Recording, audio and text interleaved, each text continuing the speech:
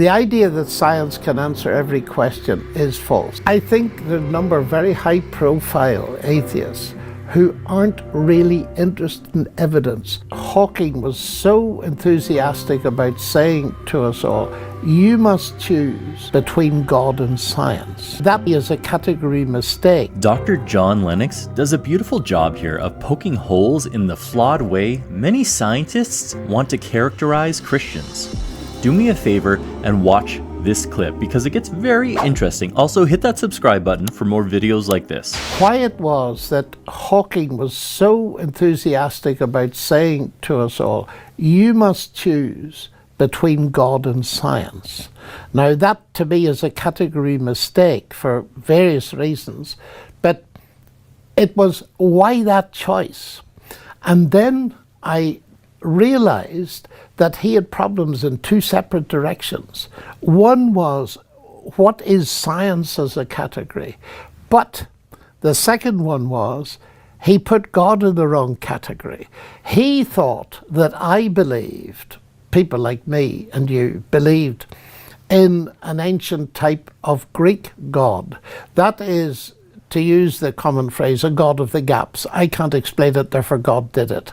So that advance in knowledge pushes God out. God is a god of the gaps. And suddenly it dawned on me, and it should have dawned on me years ago, that if you define God as a god of the gaps, then of course you have to choose between God and science because of your definition of God. And sometimes I say to people, you know, the first statement in the Bible is, in the beginning God created the bits of the universe we don't yet understand. And that brings a smile. And I said, no, in the beginning, God created heavens and earth. And that is a merism in technical grammatical language. He created everything, the bits we do understand, the bits we don't. But the interesting thing is that serious scientists who are believers in God, and there are many of them, their evidence for God coming from science doesn't come from the bits they don't understand, but the bits they do. Isaac Newton is a classic case. When he discovered, amongst other things, his law of gravity, and wrote his famous book, Principia Mathematica, which probably is the most famous book on science ever written, he didn't say, I now understand how it works. I've got a law of gravity. I don't need God. No, he said, what a wonderful God that did it this way. And he dedicated this book hoping that people would read it and come to believe in a deity. So that's such a serious category mistake. And there's another one, which if you like we can talk about, which is to do with the definition of science. But the first one that you mentioned, getting God in the wrong category.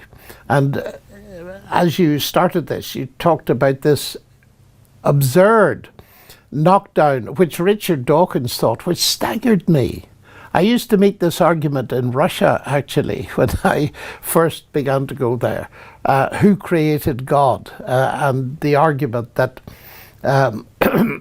if you can say, well, I believe God created the universe, you must ask, who created the creator? And then it goes back forever and it's nonsense. I was amazed that Dawkins couldn't see through that. That, as you say, you're placing God in the created category, but nobody believes, at least nobody sensible it's a believes bit of a circular in a created argument. God. Yes, absolutely. And if we are to look at it from this way, I don't believe in the God that Dawkins doesn't believe either. And he didn't like that when I said it to him. But there is a philosophical point that lies at a slightly deeper level, Samuel, I think, and that's this. Do the arguments go back forever anyway? And I don't believe they do. The atheist will stop asking the questions with mass energy, or the most popular these days is nothing. You have to redefine nothing to get there. The Christians like me, or theists, will stop with God. That's where it stops, because God, by definition, if he's worthy of the name, is eternal. And therefore, people that raise that question, what I say to them, and this used to be very interesting in the Russian context, because there was a strong materialism, is your problem that you cannot believe in anything eternal? And they would tell me they believed in the eternity of matter. And I'd say, oh, if you believe in the eternity of matter, then the eternal is conceivable. So I'm telling you that the only sensible kind of God to talk about is an eternal one. What about evidence? Can we talk a bit about evidence? Of course. And what role does evidence play in establishing truth? I want to quote to you. You mention Richard Dawkins in your book, God's Undertaker. And Richard Dawkins is saying, next time that somebody tells you that something is true, why not say to them, what kind of evidence is there for that? And if they can't give you a good answer, I hope you'll think very carefully before you believe a word they say. I wish he'd take his own advice because when it came, I actually asked him whether he had any friends he talked to about things like the evidence for the resurrection, and he just shrugged it off. I think there are a number of very high-profile atheists who aren't really interested in evidence beyond the narrow kind. And it seems to me that you have to open up your mind to various levels of evidence when it comes to the God question, because of the nature of science as a category of investigation. The idea that science can answer every question is false. And Sir Peter Medawar, he got it exactly right. He said it's obvious that science has its limits. It can't even answer the basic pauper's questions, he called them, of a child. Where do I come from? Where am I going? What's the meaning of life? It can't answer the why question. It can't answer, well, the why question of purpose, the teleological question. It does have a why question it can answer, and that's the why of function. And sometimes, what is that bit doing here? Why is it there? That's a genuine scientific question, but not the why of purpose. And I think this is hugely important, Samuel, actually.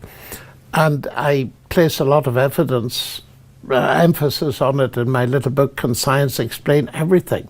Because what many people don't realize is that science is even limited within itself. What I mean by that is this. When I was at school, I was badly taught physics. And I thought that the law of gravity explained gravity. And it wasn't until a number of years later that I realized that the law of gravity is a brilliant mathematical equation that enables one to do very precise calculations, good enough to land someone on the moon. But the one thing it doesn't do is tell you what gravity is. Just describes it. Yes, it just describes its effect. And Newton realized that. So it was limited. No one knows even today what gravity is. Now, that's interesting. That's a what question. And I like to tell people that I'm passionate about science, but it doesn't even deal with the what questions that you think it deals with. But to take a very simple analogy, here is water boiling, and we can ask, what's going on here? Well, why is the water boiling? Well, because the molecules are being agitated by the heat conducted through the kettle base, and that's why it's boiling. Okay, I can equally well say it's boiling because I want a cup of tea. Now, the interesting thing is what Dawkins and Hawking, even more so actually it seemed to be, are saying you've got to choose between those two explanations, which are ridiculous. They lie in different categories. And I feel a huge amount of the so-called opposition between science and faith in God, and I'll come to that addendum in a moment, is because of this category difference, that it's a different class of questions that's being answered. And I put it to school kids and I say, please choose between those two explanations of the water boiling. And they say, but sir, you need both. Why can't some brilliant scientists see that? And by the way, if I might just add, I'm frequently asked to speak on science and faith. And I say to people, do you want me to talk about God? And they say yes. Well, I said, where is it in the title? Faith. I said, but look, I can give you a lecture on science and faith without mentioning God, because faith is essential to science. Do you realize that your title is in itself an atheistic formulation? Because what they've cleverly done is to get across the idea that faith is a religious concept and it means believing where there's no evidence. Whereas faith is a normal concept, and I only would take it seriously if it is based on evidence. And science, Einstein's wonderful quotation, I cannot imagine a genuine scientist without that faith. Not faith in God, but faith in the rational intelligibility of the universe. All scientists are people of faith, and they bring the faith to the science, because you cannot do science unless you believe that it can be done, unless you believe that the human brain has some access to what we believe to be the real world out there. So I'm very careful. If you want to talk about science and faith, well, faith in God, but still that's not a balanced thing, because it's giving the impression that faith is all on the side of religion, and that is a category mistake of the worst kind to my mind. Dr. Lennox here is so correct. So many prominent scientists insist on miscategorizing what theists actually believe. It's really weird to me that incredibly smart people like Dawkins, can't even understand what theists believe correctly. I'm a firm believer that you can understand what someone thinks without agreeing with them, but it really seems that people like Dawkins or Sam Harris aren't even able to put themselves in the shoes of people they disagree with to see things from their perspective. They insist that theists believe in the God of the gaps. No.